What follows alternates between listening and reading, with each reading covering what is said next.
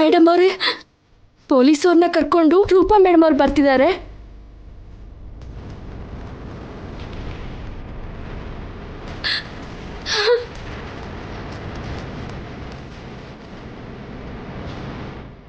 Sir ನಮಸ್ತೆ sir, ನಮ್ಮ ಅಬ್ಬಿ.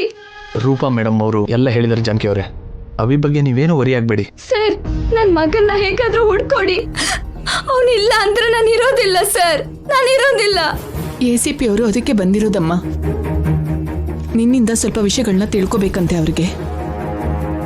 ಜಾನಕಿ ಅವರೇ, ಅಭಿ ಮನೆಯಿಂದ ಹೊರಟೋಗಿದ್ದಾನೆ ಅಂತ ನಿಮಗೆ ಯಾವ ಟೈಮಲ್ಲಿ ಗೊತ್ತಾಯ್ತು? ಅದು ಅವಾಗ ಮಾರ್ನಿಂಗ್ 9:30 ಆಗಿತ್ತು ಅಂಕಲ್. ಓ ಗುಡ್ ದಿವ್ಯಾ. ಅಣ್ಣ ಮನೆಯಿಂದ ಹೊರಟೋಗಿದ್ದಾನೆ ಅಂತ ನಿನಗೆ ಹೇಗೆ ಗೊತ್ತಾಯ್ತು? ಲೆಟರ್ ಬರ್ದಿಟ್ಟು ಹೋಗಿದ್ದಾನೆ ಸರ್. ಆ ಲೆಟರ್ನ ತೋರ್ಸಕ್ಕಾಗತ್ತಾ?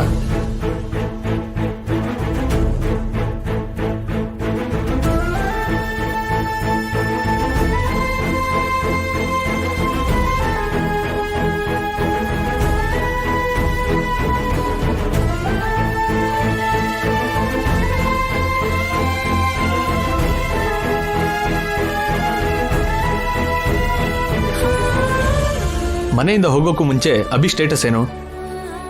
ನಿಮ್ಮ ಹತ್ರ ಏನಾದರೂ ಜಗಳ ಮಾಡದ್ನಾ? ಮೊದ್ಲಿಂದನೂ ಅಭಿಗೆ ಜೈ ಅಂದ್ರೆ ಇಷ್ಟ ಇಲ್ಲ ACP ಅವರೇ. ಜೈ ಈ ಮನೆಗೆ ಬರೋದು, ದಿವ್ಯಾನ ಆ ಮನೆಗೆ ಕರೆಸ್ಕೊಳ್ಳೋದು ಅಭಿಗೆ ಇಷ್ಟ ಇರಲಿಲ್ಲ. ಐನೋ ಮೇಡಮ್, ಜೈ ಅವರು ಕೂಡ ಈ ವಿಷಯ ಹೇಳಿದ್ದಾರೆ.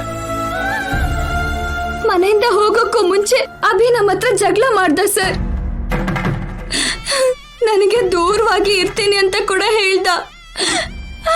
ಆದ್ರೆ ನಿಜವಾಗ್ಲೂ ನನ್ನಿಂದ ದೂರ ಆಗ್ತಾನೆ ಅಂತ ಅನ್ಕೊಂಡಿರ್ಲಿಲ್ಲ ಸರ್.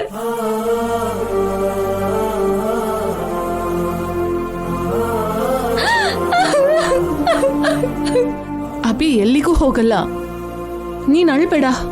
ನೀವು ಬಂದು ಹೋದಾಗ್ಲಿಂದ ಹೀಗೆ ಅಳ್ತಾನೆ ಇದ್ದಾರೆ ಮೇಡಮ್. ಹೊರಡ್ಬೇಕಾದ್ರೆ ಅಭಿ ಎಕ್ಸ್ಟ್ರಾ ಬಟ್ಟೆಗಳನ್ನಾಗ್ಲಿ ದುಡ್ಡನ್ನಾಗ್ಲಿ ತಗೊಂಡು ಹೋಗಿದಾನ? ಇಲ್ಲ ಸರ್, ಊಟ ಬಟ್ಟೆಲೆ ಹೊರಟೋಗಿದ್ದಾನೆ. ಅವನ್ ಜೇಬಲ್ಲಿ 1 ರೂಪಾಯಿ ಕೂಡ ಇಲ್ಲ. ಬೆಳಗ್ಗೆ ಕೂಡ ಏನು ತಿಂದಿಲ್ಲ, ಖಾಲಿ ಹೊಟ್ಟೆಲೆ ಹೊರಟೋಗಿದ್ದಾನೆ. ಹಸುವಲ್ಲಿದ್ದಾನೆ, ಎಲ್ಲಿದ್ದಾನೋ,